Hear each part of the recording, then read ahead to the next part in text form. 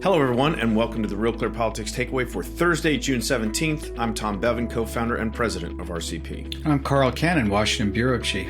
We're having a glorious morning today in Washington, Tom, and I grew up in California, so I appreciate when we have nice weather in Washington. You guys aren't getting the heat wave, Carl? Not yet. It's just a really nice day, and when we're done here, I'm going to go for a walk. Well, let's talk about something not at home, which is Joe Biden wrapped up his overseas trip yesterday with this summit with Vladimir Putin in Geneva. Talks lasted, a couple of hours, not as long as they originally thought. And then they came out and gave these sort of dueling press conferences. Putin went first, Biden went second. Both of them said the meeting was constructive and, well-mannered. Although it's not exactly clear, Carl, what got done from a policy perspective, anything concrete other than just, decisions to continue ongoing dialogue. What did you make of this? You've covered Washington for a long time. You've covered a lot of these summits from abroad and on the scene there. What did you see and what did you think of the summit? Well, let's start with this. Biden wasn't poisoned by Putin, which is not always the case when Putin's dealing with people he deems opposition with opposition political leaders. So there's that. Listen, President Biden seemed, with his body language and agreeing to take this summit and some of the things he said at the press conference, that he believes that he can appeal to Putin on a personal level. He's not the first United States president to try that. George W. Bush did it famously. Donald Trump did it. There's no evidence that it works. And people who know Putin the best, like Gary Kasparov, the dissident, who former chess world champion, who I interviewed for us several years ago, he doesn't think the Americans quite know what they're up against. He actually lambasted NBC for giving Putin an open mic in a lengthy interview the network did with him and didn't really ask him tough questions. I presume that Joe Biden did put some tough questions to Putin. Some of them we know. This list of 16 sectors of the economy that, should be beyond ransomware. I think most Americans say, wait a minute, shouldn't everything be beyond ransomware? But right. But he's talking about, there was a tacit implication there that Russia could stop this if it wants to. I don't know whether that's true. Cybercrime is a worldwide problem, but I think Biden was trying to put Putin on notice. I just don't know if the Russian former KGB man responds to anything like that. Well, if his press conference is any indication, it didn't help. I mean, he went out there and said, "Look, we're not responsible for these cyber attacks." I mean, he said compared, sort of shamed the U.S. over gun violence and the like. I mean, he really, they gave this lengthy press conference where it didn't seem like, other than the sort of platitudes about it being a constructive meeting, it didn't seem like much had changed from his perspective at all.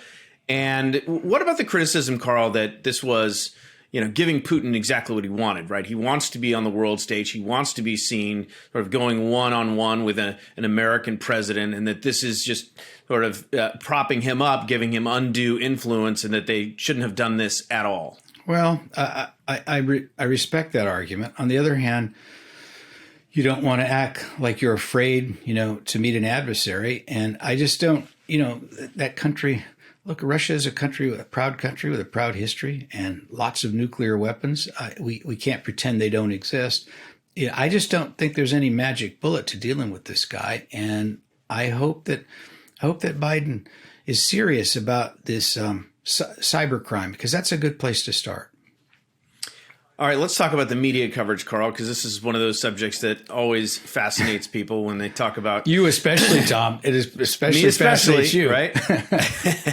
Well, like I said, Carl, I just want equal treatment for everyone across the board. If you're going to be, if you're going to treat someone, one way, treat everybody that way. But what about this? I mean, what did you take of the media's coverage of this? And in particular, there was this moment right at the end of the press conference. Caitlin Collins from CNN asked Biden, this pointed question about Putin, and he was walking off the stage, turned around, walked back, wagged his finger at her, and sort of, chastised her. He very quickly, as he was on the tarmac just a little bit later, apologized for that, said he had been acting like a quote unquote wise guy, and that he was sorry that he did it. What do you make of the overall coverage and then that incident in particular? Well, then that incident, Tom, then he starts to get impatient again after his apology, because he took questions and he starts to get bristly. There's the thing about Joe Biden. He's always been a prickly guy. I've said this before, and he doesn't hide it.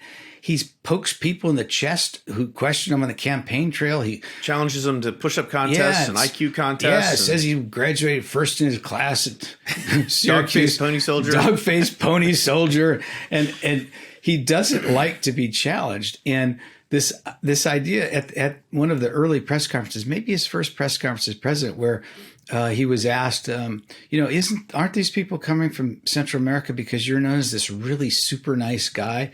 I thought to myself, all right, it's nice to get young, new blood in the White House press corps. We don't want just old fossils, who covered, Lyndon Johnson still there.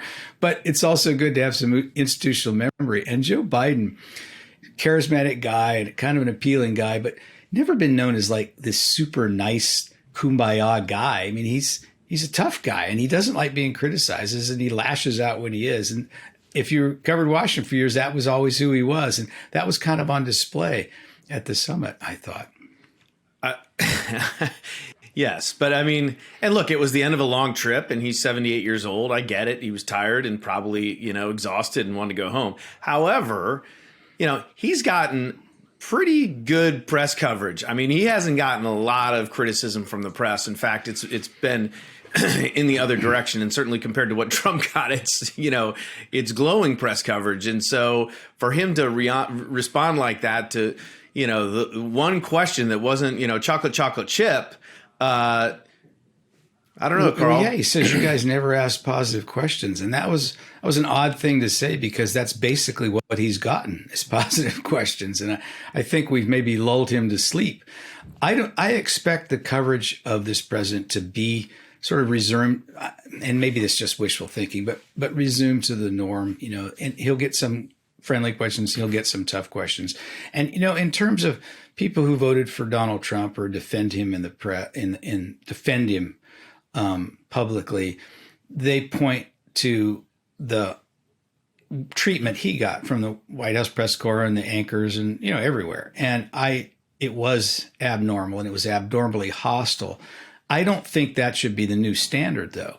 So if, I'd hope that'd be an aberration and we could forget how we acted, not because I want Biden to get a break, but because I'd like to return to some norms of civility in public discourse. And, if this guy's treated the way Clinton and Bush were treated, that's a wash. Barack Obama got pretty favorable treatment. What was that great line of Chris Matthews, Tom? Tingle down his leg.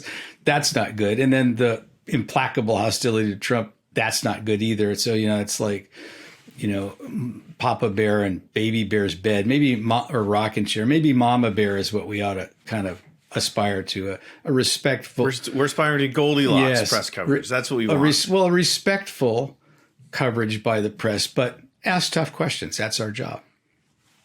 All right.